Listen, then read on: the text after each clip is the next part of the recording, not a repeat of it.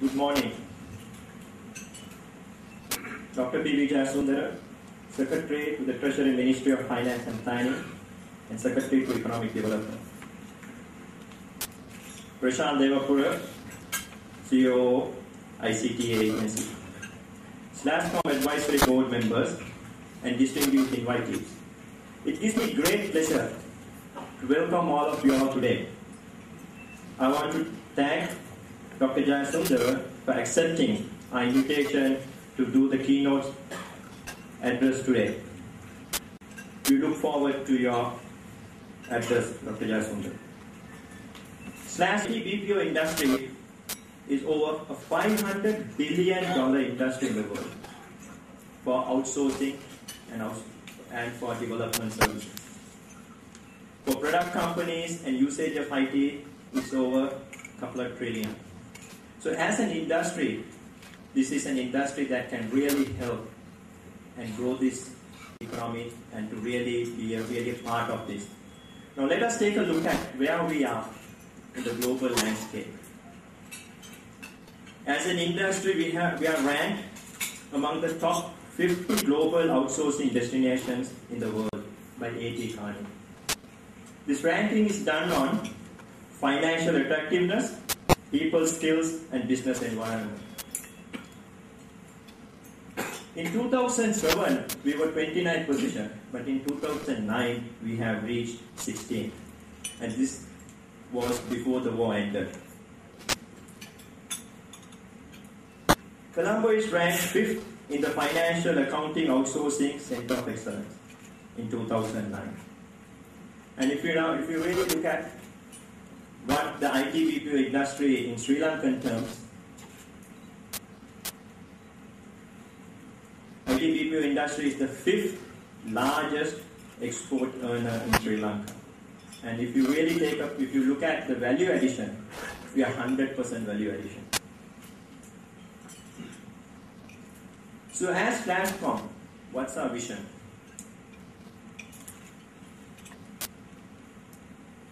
We want IT BPO industry to become the #1 revenue earner in Sri Lanka. #1 wealth creation and employment creation in the new Sri Lanka. And it's very simple. There are 3 points that we will actually focus on. We will be a niche, but a global center of excellence.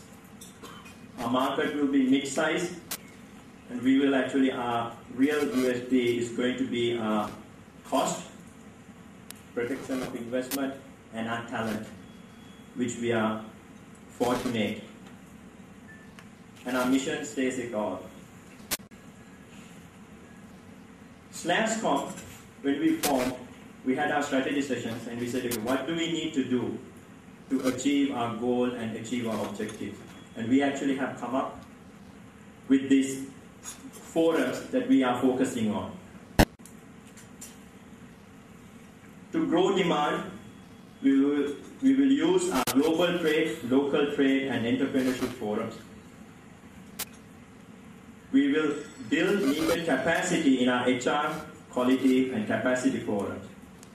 And we will also work closely building a framework for policy to make it an enabler. Let's look at some of the forums and some of our objectives in this. Global trade, to create awareness and market access.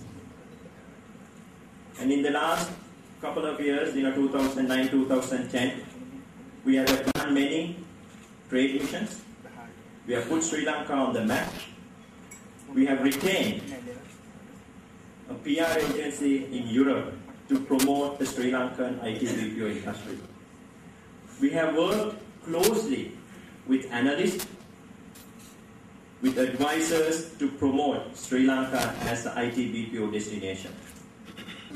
Indeed, honored to be here with such a distinguished audience representing virtually Sri Lankan economy. The corporate world is very well respected. I must also say that I am extremely encouraged. At least one parliamentarian, Senator Jayasundara caliber, is also in the audience, giving the kind of support that the Sri Lanka need to create emerging economy status in this part of the world. The invitation came at a time that Sri Lanka was just forming a new government, and the government was basically addressing a mechanism to consolidate the recent gains, and then formulating a strategy to take Sri Lanka forward in a post-conflict environment, which probably many of us never had this luxury before. When I was given the strategy document by the industry, this is one cluster that we are working very closely and a successful story in my view. I took that strategy paper to President and I showed it to him, and his first question was whether this is by Sri Lankans. And I told this is truly Sri Lankans who are silently organizing a new industry. So I just updated him how the last 5 years this industry got organized. When I first met around 2005, this industry was basically in the range of $60 to $70 million exports. Even there was a debate among the technical experts, including those who are in the customs, who are recording our import-export statistics, how to measure IT BPO exports, this service. They got their together, but within 5 years, we are now talking an industry which basically earn closer to $300 million. So you can see the spectacular growth that this industry has seen within a period of 5 years. I myself asked from the industry, is it worth for us to devote time with guys like you all? Because traditionally for so many years, Sri Lanka was talking tea, but not in value-added form, just bulk tea, employing unskilled workers, occupying half the country, and still not adding even much brand value, except very few who has done that in recent times. You might wonder now how IFS, a company that is based in Sweden, which has its largest R&D center, as Arun said, in Colombo, how IFS can help Sri Lanka in a situation like this. As you heard by Dr. P.B. Jayasundara, last 2 quarters were very encouraging, and the boom is going to happen after many decades. So how IFS can help Sri Lanka as well as you? Well, we did what we do best, innovation. We came up with a product mix, a product offering. What we say is with a perfect product mix to the perfect people, that is you, at the perfect time. Before going into the product and the details, let me just set up the background for my product offering. They say in an economic boom, in a situation like current like what we are experiencing, it's always the SME sector that gets the upward shift. SME, small companies become bigger. Bigger companies, since they are already established, they will become bigger, but the quantum leap will come from the SME sector. So they will become big. The SME sector, we also, according to global standards, we say it's the mid-market, which most of our Sri Lankan organizations are, even some of the government institutions. So we are coming up with a product offering to the during a right time to the right market segment. Ladies and gentlemen, now let's see. Okay, now we have the situation. We have a product. We have the people. Now let's say I'll put myself into a typical CEO's thinking pattern during this period. He might also want to get the benefits out of this whole situation.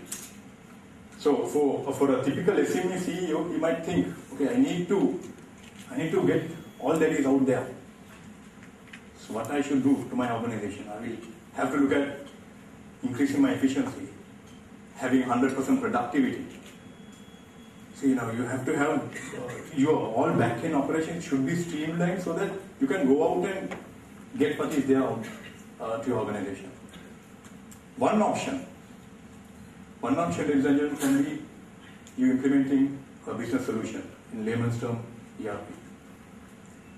You see, now once you have your back-end operation like the finance or supply chain all streamlined, it's always very easy for you to go and get what is there out in the market.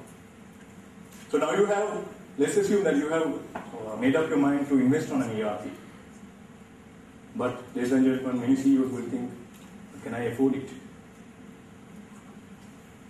We have come across many instances where those comments were made. So ladies and gentlemen, there's a need, there's a situation, there are people.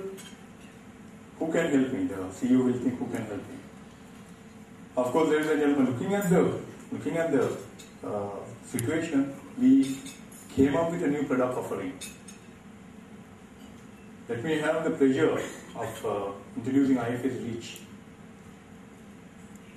Morning, everybody. It's so nice to see all of you here this morning. When we at SLASCOM was contemplating exactly with this huge challenge of making this industry quite big, with a 2 billion mark in the next 5 years, we put our heads all together and saw, the normal way that we go, or we have gone in, will not help us. As Dr. P.B. Jayasundara said, we thought we had to radicalize. So in order to go into radical platform, we first thought that we had to break some perceptions that are in us, which are not have any factual content. The first thing is when you talk about the IT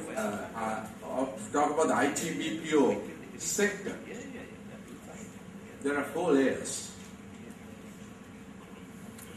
The bottom layer is, of course, the raw material, the people. Now, as you know, we have quality people, but we may not have the real numbers. So this has been a major challenge for us. The second layer, of course, is the companies, other companies. Now we have over 300 companies, but actually if you want to classify as large companies, even in the context of international classifications, we don't have a dozen of those companies. And some of these companies have been established by very entrepreneurial young guys, bringing their fathers, selling their father's car or selling the jack tree or getting the going for a good dowry. So that's how the companies, when we really analyze the smaller companies. So we have a major problem. The 2 factors I see is the perceptions that are wrong. We have to break them.